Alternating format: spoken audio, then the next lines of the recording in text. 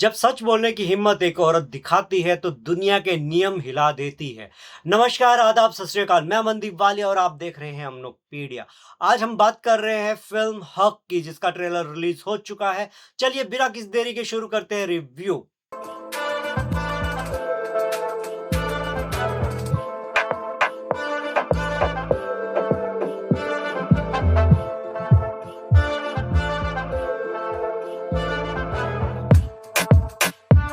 Film हक का trailer आते ही सोशल मीडिया में तहलका मच चुका है।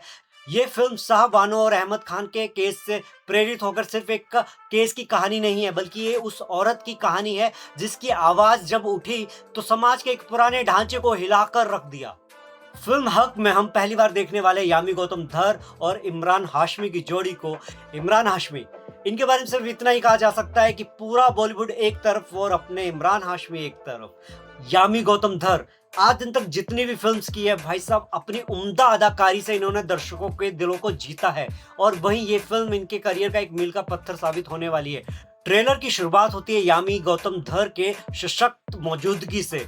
वो एक ऐसी महिला का किरदार निभा रही हैं जो सिस्टम और समाज से टकराती हैं, सिर्फ अपने हक के लिए नहीं बल्कि सभी महिलाओं के हक के लिए। यामी गौतम धर ने जो किरदार निभाया है उसमें उनकी आंखों में आग है, आवाज में सच्चाई और किरदार में इतना दमदार अभिनय किया है कि वो दर्शकों की आत्मा को झकझोर कर रख देगा। इस किरदार में डायलॉग डिलीवरी इतनी कन्विंसिंग वे में उन्होंने किया है कि ऐसा नहीं लग रहा है कि वो अभिनय कर रही हैं, ऐसा लग रहा है जैसे वो किरदार स्वयं ही बोल रहा है।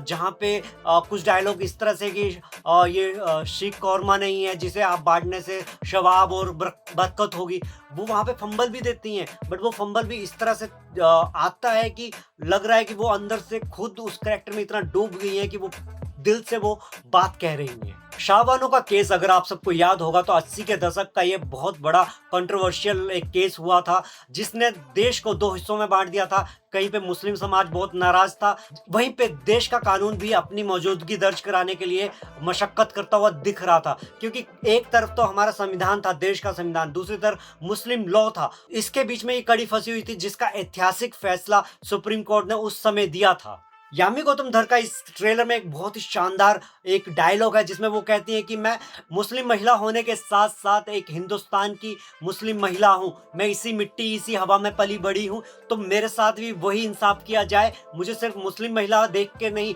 हिंदुस्तान की महिला देखकर मेरे साथ इंसाफ किया जाए। जब ट्रेलर हम ये सब देख रहे हैं तो काफी तालियां और सीटियां बजी थी, तो जब फिल्म आने वाली है तो किस तरह का माहौल होगा ये ट्रेलर से साफ दिख रहा है।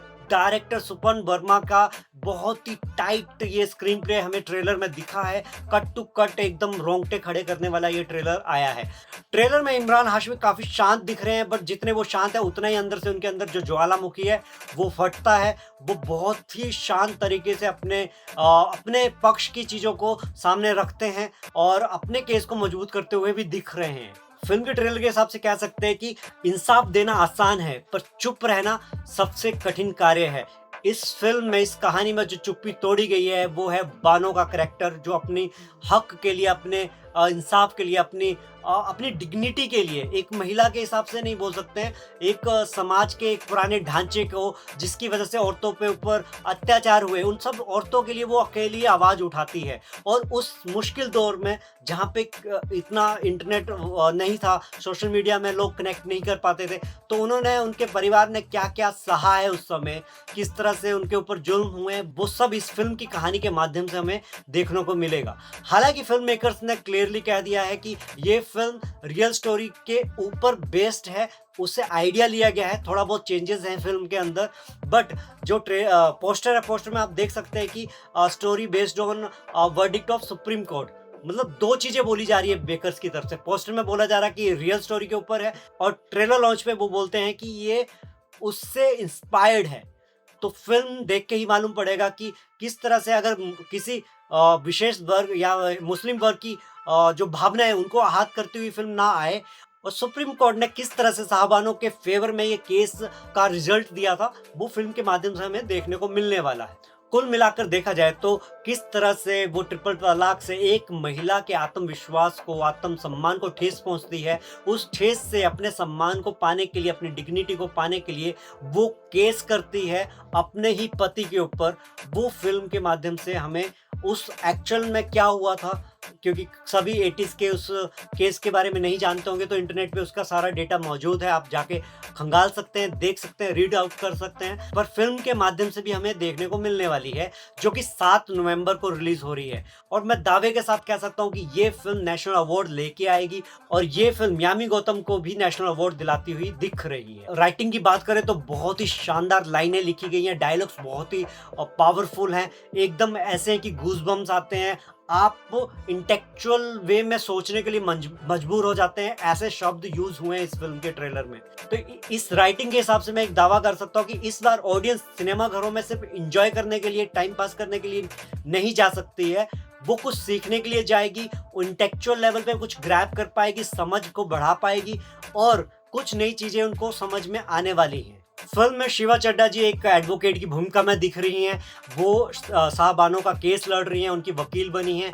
तो उनके अभी डायलॉग्स तो नहीं सुनने को मिले हैं, बट हाँ, वो भी काफ़ी हद तक प्रभाव छोड़ने में कामयाब होंगे। जिस तरह की ये स्क्रिप्ट है और उनकी वकील बनी है, तो इमरान हाशमी को हरा पाती हैं। ऑब्वियस सी बात है, सबको केस का वर्डिक्ट मालूम ही है। वो एक प्रभावशाली कैरेक्टर प्ले करती हुई आ रही हैं। फिल्म के डायरेक्टर सुपन वर्मा ने कहानी को बहुत ही रॉ और रियल टोन में पेश किया है।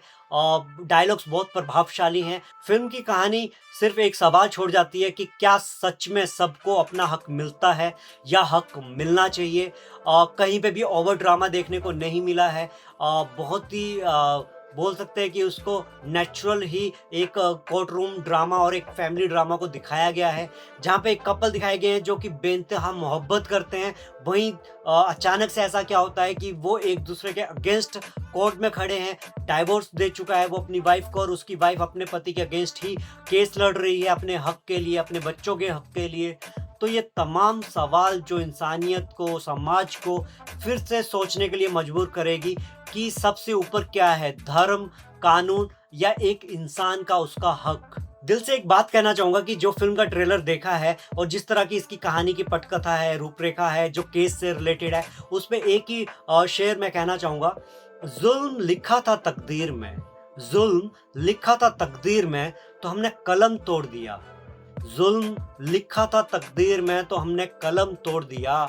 इंसाफ की चिंगारी को, इंसाफ की चिंगारी को हमने अंगार कर दिया।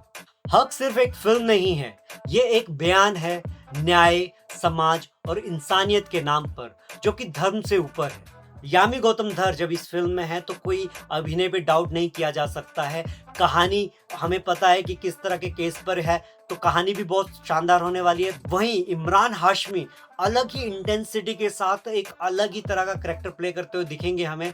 तो ये जोड़ी के लिए 7 नवंबर को टिकट बुक कर लीजिएगा और सिनेमाघरों में ज़रूर जाइएगा।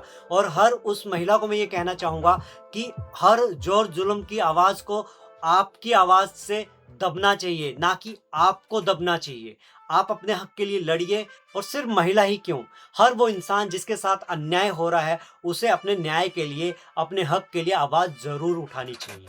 मैं बस यही कहना चाहूँगा कि 7 नवंबर को ये फ़िल्म रिलीज़ हो रही है। जैसे इसकी एडवांस टिकट बुकिंग ओपन होगी, आप ये टिकट बुक कीजिए और फ़िल्म को देखिए, क्योंकि ये फ़िल्म सच की लड़ाई और जज़्बातों का तूफ़ान है। यामी और इमरान दिलों का अरमान है। जल्दी मिलेंगे किसी और रिव्यूज़ के साथ। तब तक के लिए चैनल को सब्सक्राइब किए बिना मत जाइएगा। सब्सक्राइब कीजिए, लाइक एंड शेयर कीजिए। कमेंट सेक्शन ओपन है, आप कमेंट कर सकते हैं। इसी तरह से मुझे आपका प्यार की बहुत ज़रूरत है। आपका एक सब्सक्राइब मुझे काफ़ी हिम्मत देता है। जल्दी मिलते हैं किसी और रिव्यू के साथ। तब तक के लिए जय हिंद,